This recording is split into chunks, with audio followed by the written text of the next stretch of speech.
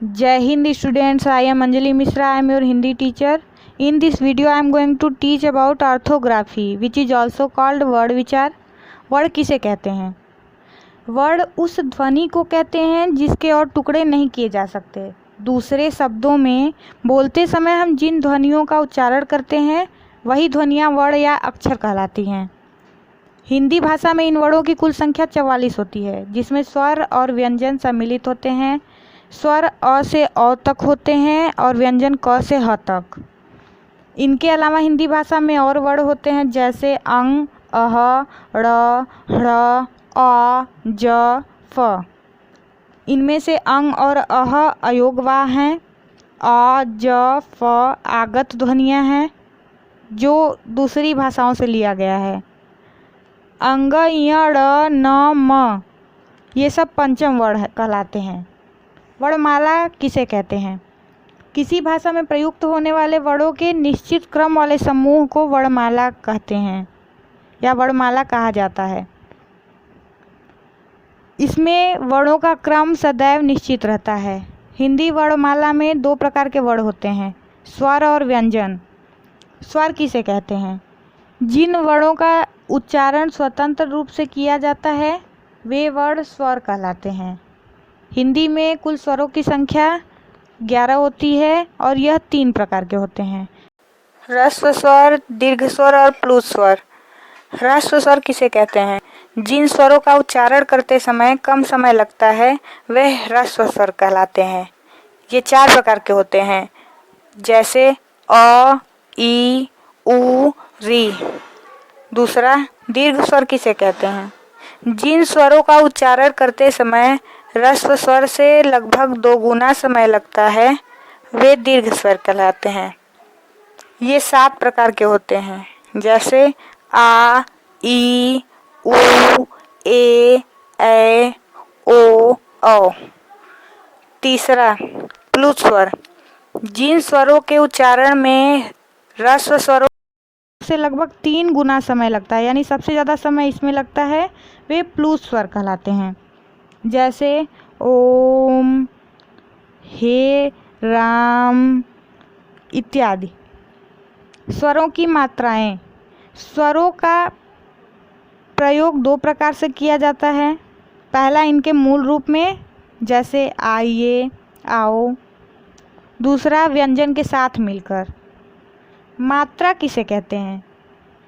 व्यंजन में जब तक स्वर नहीं मिला होता है तब तक उसके नीचे हलंत का चिन्ह लगा होता है। व्यंजन के साथ मिला स्वरों का बदला रूप ही मात्रा कहलाता है, यानी व्यंजन और स्वर मिलकर ही मात्रा का निर्माण करते हैं। आइए स्वरों का हम उदाहरण देखते हैं और उनसे बने शब्दों को समझते हैं। अ स्वर से बना हुआ शब्द घर, सड़क। आ स्वर से बना हुआ बाग, राग।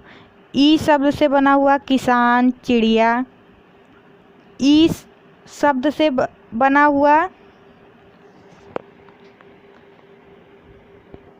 ई स्वर से बना हुआ शब्द कीमत, चीनी। ऊ स्वर से बना हुआ गुलाब, पुलाव। ऊ स्वर से बना हुआ फूल, धूल। री स्वर से बना हुआ मृग, पृथ्वी। ए स्वर से बना हुआ रेल, खेल। ए स्वर से बना हुआ पैसा, कैसा। ओ स्वर से बना हुआ बोल, ढोल। औ स्वर से बना हुआ मौसम, पौधा। अनुस्वार किसे कहते हैं? अंग वर्ण भी स्वरों के बाद ही आते हैं। इसका उच्चारण नाक से किया जाता है। इसका उच्चारण जिस वर्ण के बाद होता है उसी वर्ण के सिर पर बिंदी के रूप में इसे लगाया जाता है। जैसे अनुस्वार का कुछ उदाहरण है रंग, जंगल, संग, तिरंगा इत्यादि। अनुनासिक किसे कहते हैं? अंग अनुस्वार के समान ही अनुनासिक यानी चंद्र बिंदु का भी प्रयोग किया जाता है। अंतर केवल समय का होता है। इसके बोलने में कम समय लगता है और इसके उच्चारण में हवा नाक और मुंह दोनों से बाहर निकलती है। जैसे हंस अनुस्वार है और उससे बना हुआ चंद्रबिंदी के साथ हंस अनुनासिक है। विसर्ग किसे कहते हैं? अह वर्ण भी स्वरों के बाद ही आता है। इसका उच्चारण ह व्यंजन की तरह किया जाता है। व्याकरण में इसे विसर्ग कहते हैं। इसका कुछ उदाहरण है प्रातः, अतः। वर्णों के दूसरे प्रकार को हम समझते हैं। व्यंजन किसे कहते हैं? जिन वर्णों का उच्चारण स्वरों की सहायता से किया जाता है वे व्यंजन कहलाते हैं। हिंदी वर्णमाला में इनकी कुल संख्या 33 होती है।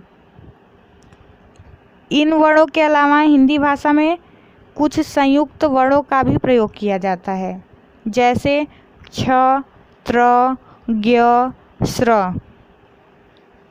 संयुक्त व्यंजन किसे कहते हैं? या संयुक्त व्यंजन के अंतर्गत क्या चीज़ें आती हैं?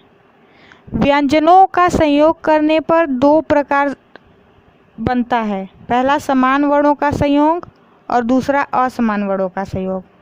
समान वर्णों का संयोग का कुछ उदाहरण बच्चा, पत्ता, पक्का,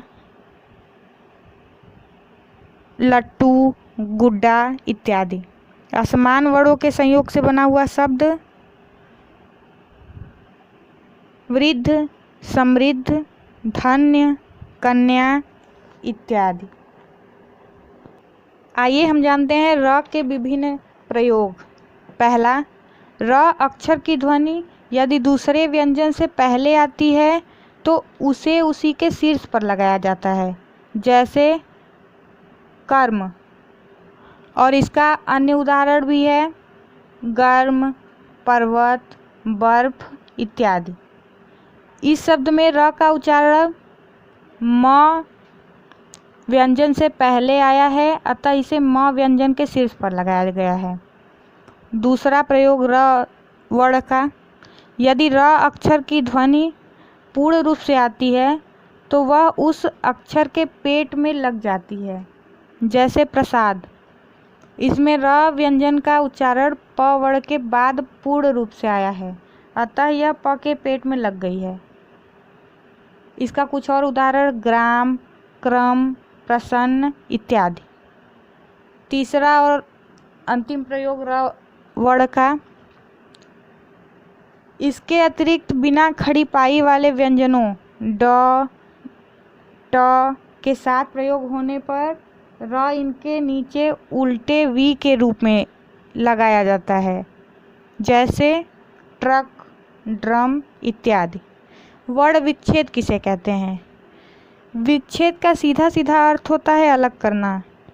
इस प्रकार शब्द के प्रत्येक वर्ण को अलग करना वर्ण विच्छेद कहलाता है, जैसे हम, सब इत्यादि। This video is over now.